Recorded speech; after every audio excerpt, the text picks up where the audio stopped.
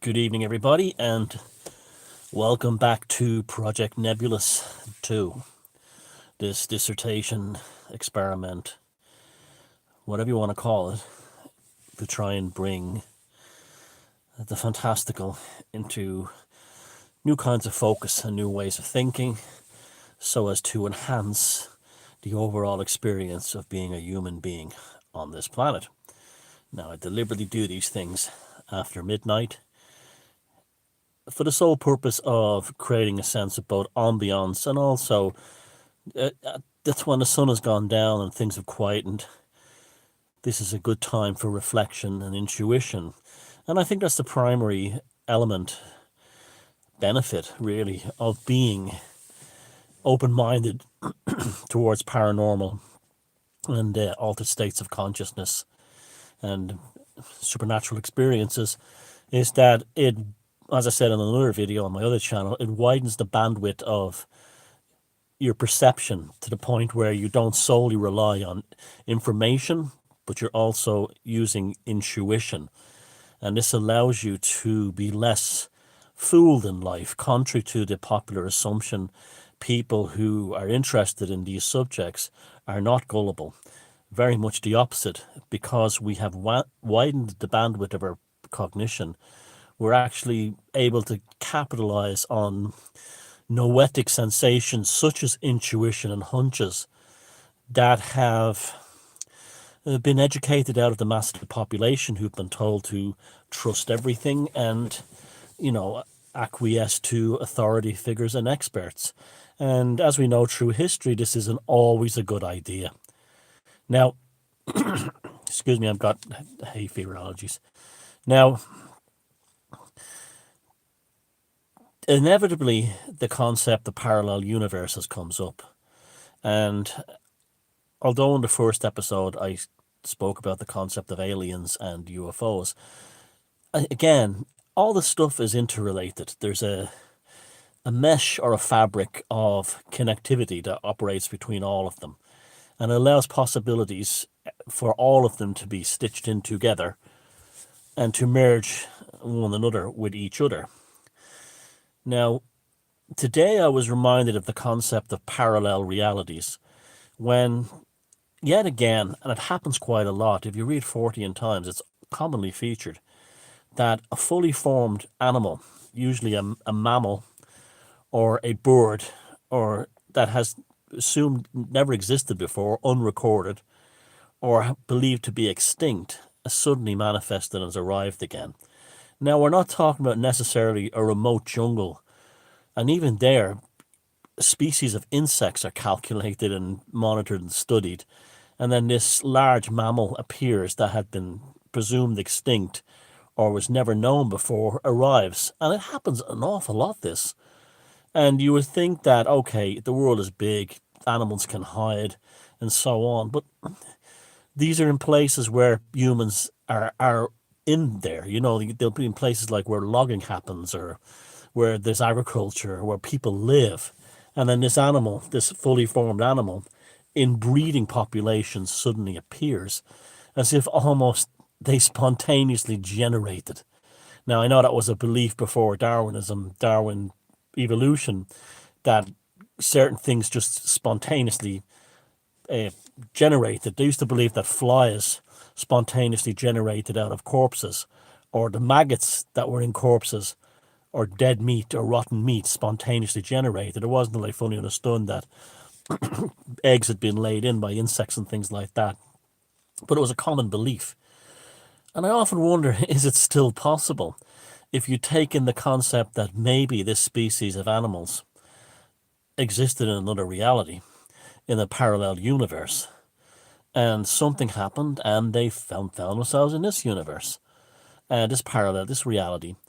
Now, we do know that this is a very seriously taken topic within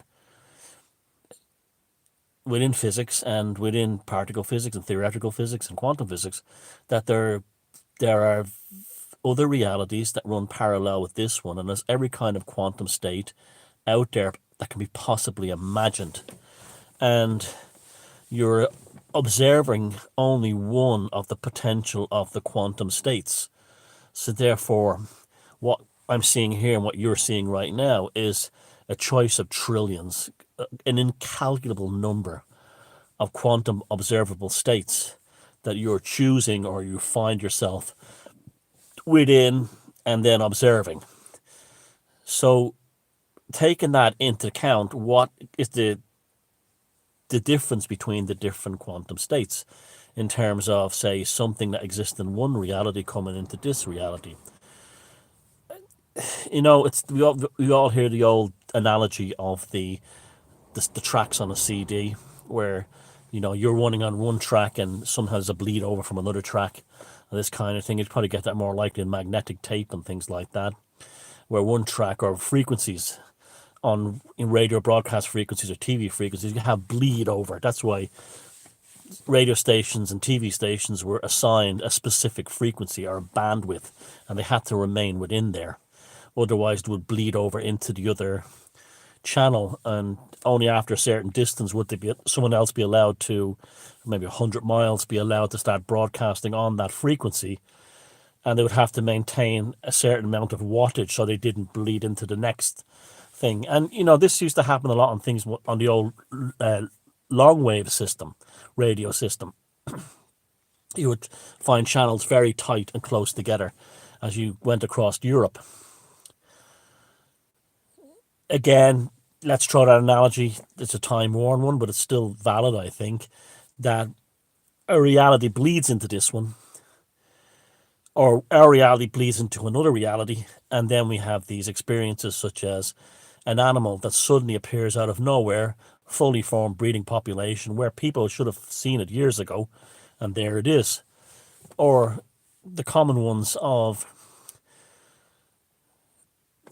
people vanishing, just vanishing. There's remarkable stories all through history of two people walking along in a forest together, next to one another, and they're having a conversation, and their companion just vanishes, never to be seen again. And these people often get, interrogated and accused of suspicion of murder and things like this, but they're never ever prosecuted. No body is ever found. No trace is ever found. The scent of the body could be picked up by bloodhounds, and it literally stops at the point where their companion said, "It was at this point I turned around and they were gone." And it often happens in wooded areas, which I find very interesting. Now, on this channel about 2 years ago, maybe only a year ago, I was doing a vlog from a woods over in Strand Hill near the beach, and it was the weirdest thing. I must have made dozens, if not nearly 100 videos in that woods, and I knew it inside out. And I turned around and I was literally in a part of the woods I didn't know before, even though I didn't walk any further.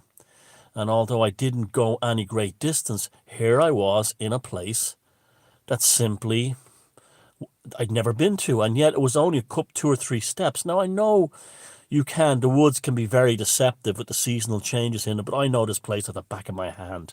I practically know every tree in the area that I would go into, every bramble bush. I could walk through there at night, no problem, in pitch darkness, knowing exactly, just by feeling the trees, knowing where I was. And yet I found myself within 2 or 3 steps in a new part of the forest that never existed before. It seems to happen a lot in woods. And again, these animals seem to appear in forested areas. Do the trees affect this thing? Was this what drove the druids and other pagan witch cults, whatever, into the grove in the woods? We saw that in the film The Witch, which I've covered in a review on my Beyond Room 313 channel. This has always been said to be the thing behind the Bermuda Triangle, if that is indeed true, that these airplanes just vanish off the radar, no wreckage is found on ships as well, and they just go into a void. It also seems, I'm bringing up the Bermuda Triangle, it seems rather localized. Certain places seem to have this phenomena. One of these places is Versailles Castle in just outside the Palace of Versailles, just outside Paris. That's the seat of the Bourbon monarchs. And lots of people over the years have spoken about walking through the grounds and suddenly finding themselves back in the 1700s. And there's also a town in Switzerland where this is reported when you walk over a bridge. People have reported that when they're on the bridge on the other side, they would find themselves back 200-300 years for a few minutes. In the city of Liverpool in England, which seems to have an awful lot of paranormal and time slip energy about it, there is the thing is commonly reported there that people are walking down the street somewhere in the centre of Liverpool and suddenly it's World War II for a little while, or in Victorian times, and then they go back again. And there's also very interesting stories in Tom Sleeman's book about people who went into other realities in Liverpool. One included a story I've told on my Beyond Room 313 channel of somebody who went, an Indian student, who went into a different time slip and read a newspaper headline that Liam Gallagher of Oasis had been killed in a fight, and couldn't believe it, and then went back and had met people in this reality. And when he went back, he found himself back in this reality. Again, a quantum observable state. This may also explain, and again, this is a roundtable discussion. That's what the comments on this video are for. Why we suddenly see UFOs and then they vanish. You know, like the one I saw, it went off. It literally went off like a switch. And this has been commonly reported. They just appear and they vanish. And you say they come out of other dimensions and such an idea. Now, this would also explain concepts in magic. Now, there's some very interesting theories that, along with that, quantum states and realities operate in almost like a two-lane system, where as your one is going forward in time in this observable state, next to it is another reality that's going backwards in time. And then you multiply that by the trillions of other possibilities. So it's almost like a stereo system within your reality. One version going forward, another version coming back. Now this opens up where we can see premonitions. We know what's going to happen in the future. And if you think of this, you're moving forward, and then there's not a huge difference. You will always get a glimpse as it's flying past of the near future. Right? Now, a friend of mine today in England, we're talking, and she was visiting someone who is a kind of a witchy person. And while she was with them, they just were talking about someone, and she had mentioned a person that she knew that she wasn't even close to and didn't really have that strong emotional connection to, that she knew from about 25 years ago, that was very similar, and they reminded me of her.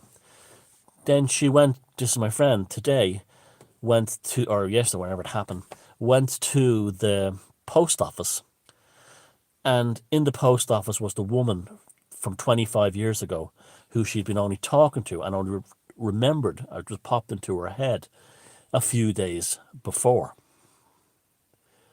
Now that's could be accounted by the two the sort of binary quantum state where the past is shooting in this direction and you're going in this direction, and they clip with a foresight. And depending on how, I guess, magical you are, or what magical process you use, using demons or the daemon or whatever you want to call it, that you can actually clip the oncoming path further into the distance. And like we see my documentary, my presentation at AV9 on the 9/11 Stargate, that event was so intense and horrific and burned into the consciousness of millions watching it on TV at the same time, a massive shock to the collective consciousness, that this was picked up, and I do believe this, by artists way back in time, going back to the 80s, and we saw it on things like The Simpsons and so on, who get a foreshadow of it. And then it develops and we see it in black and white, or in artwork, or in stories, and so on. The psychic intensity allows the clipping of the two bypassing quantum states to get a look at each other. And therefore, you see the past, you see the future in the past, depending on the intensity. It's almost like it blows the bubble up, and that makes it easier to clip. And this is why in, magic, the whole thing, the pure stream of energy is a heightened emotional state. Why? You want to blow open your nervous system as wide as possible. Well, if you just think of your nervous system as not only just being a portal or an effect in this present reality, if you can blow it out far enough, you can get it into other space-time realities as well. And then you're capable of things like premonition, which some people seem to be naturally attuned to. When I was, and it happens to all of us, and not just the whole old story of the phone ringing and someone you just knew who it was before you picked it up. It's a very common one. And when you think about that, it's not that spooky because it's coming down the electrical system, well, on the phone, the telecommunication system, on a wired system that's very not much different than how your nervous system in your body is. And there could be an overlapping that your body, your own nervous system is able to detect who's on the phone, because it's both an electromechanical systems, or in your case, an electrobiological system. Now, this happened to me when I was about 19, 20, when I first arrived in New York. There was a guy, I barely knew him from a restaurant I worked in as a kid, and his name is Gar, and he's a tall, red-headed fella. And I'm walking down 6th Avenue towards 42nd Street, and his name just popped into my head. I know it wasn't friends or anything, and I turned the corner, and there he was. And he looked at me and burst out laughing. Now, he didn't think about me, but I didn't tell him I was just thinking about him. But he burst out laughing. What the hell are you doing here? In the middle of Manhattan. And yeah, so that was like, it happened to me. I'm sure it's happened to you plenty of times. Again, a clipping of the reality. Perhaps he had, in another quantum state, had already turned the corner. I had seen him, then flew back into the present quantum state, aware that this encounter would happen around the corner. So it's really, again, like magic, there's a whole lot of science connected to it. It's not so spooky. And I just think even like, I can remember and I'm sure you're getting that sensation now yourself if you're lying in bed in the dark watching this video. I can remember I used to love it if my mother or her sisters or my granny used to start talking about ghost things that they experienced growing up. It used to charge me like unbelievable. Like, my grandmother was a country woman, and she totally believed in the banshees and the fairies and all that stuff. And when she would be talking about it, I would be just not only fascinated, but I could feel this sensation of like, this is what I need to be part of. Or my mother talking about ghost things that happened to her, or my aunts talking about, I told you one of my aunts had night hag syndrome. And I used to actually be so fascinated that I would try and tell them.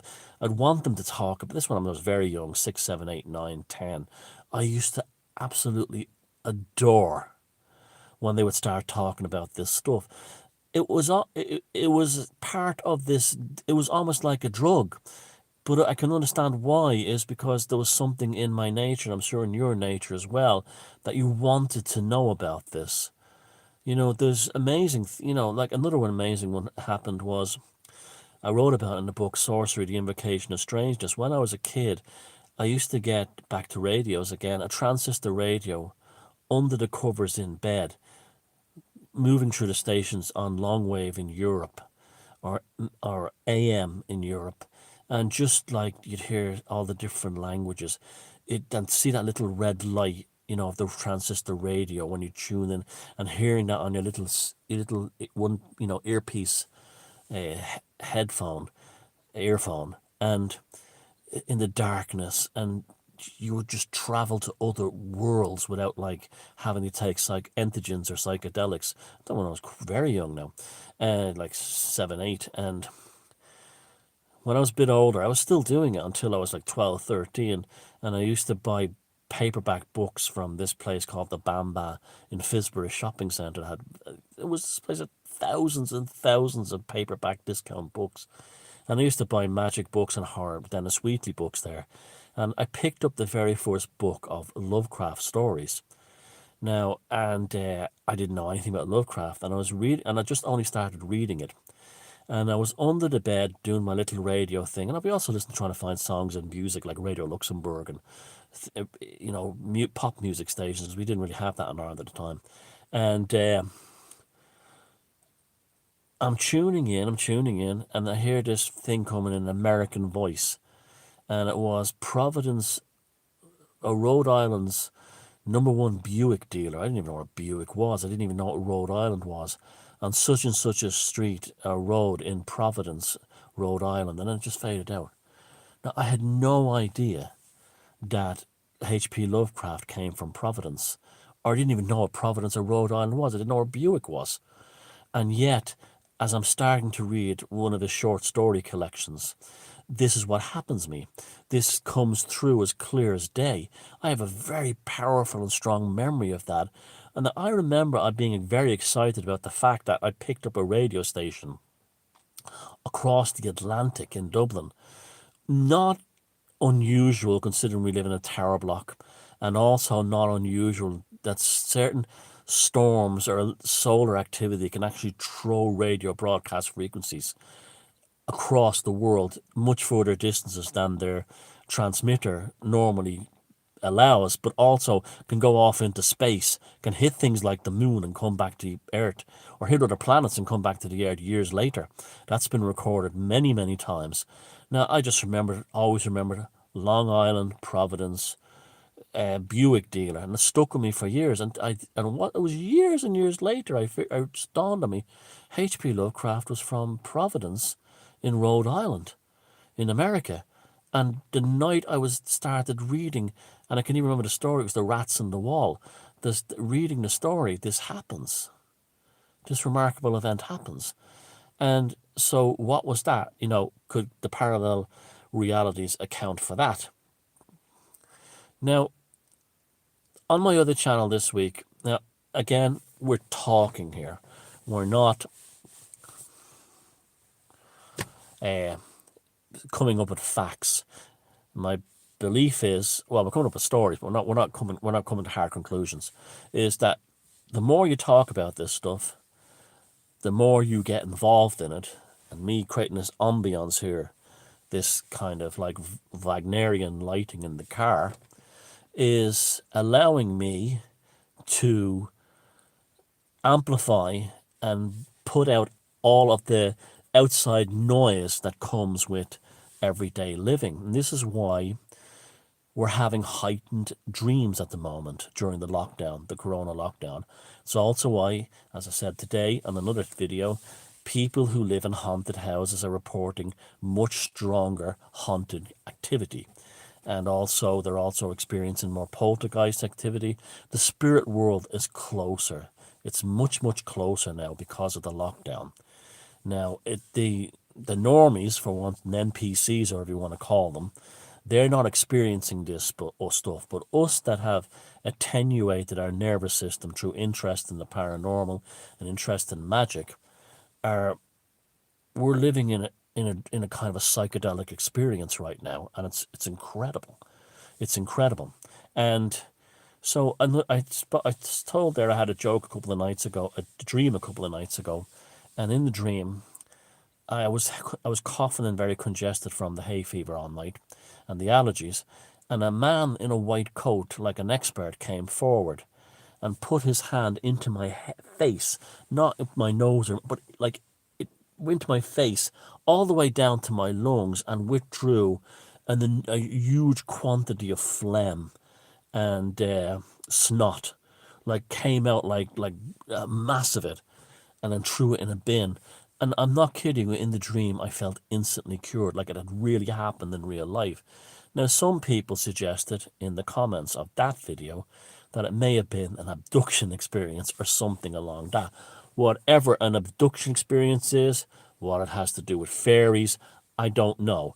But this is, again, that has happened because I started to make these videos. And I want you to think about if things like this happen to you. Because if the spirit world is closer, then we can power our engagement with it in order to find understandings and to make it is a kind of an art in many ways what we're doing, this thing. Maybe oracles will appear in our dreams. Maybe we'll be doing tarot card readings that will have specific cards or archetypes that show up over and over again. Now, I've been not doing tarot card readings now until this. I'm in a kind of a mystical state, and I don't want to do tarot card readings while I'm in this state. I'm definitely having some kind of shift in consciousness, and have been having for a few months now. And it's taken me back to where I used to be about 10 years ago, where I was a more relaxed and happier person, contented person, and creative person. And it seems to be, I don't want to ruin that in any way or affect it in any way. I want to go with that flow and make the most of it and because it feels very attractive, it feels very comforting, it feels very soothing, and it just feels right, and I want to go with that. And so that's tonight's talk on Project Nebulous number 2. The comments are yours now down below, and let's continue what I think will be a very important thing. As one gentleman said the other day, let's make life remarkable. Thank you.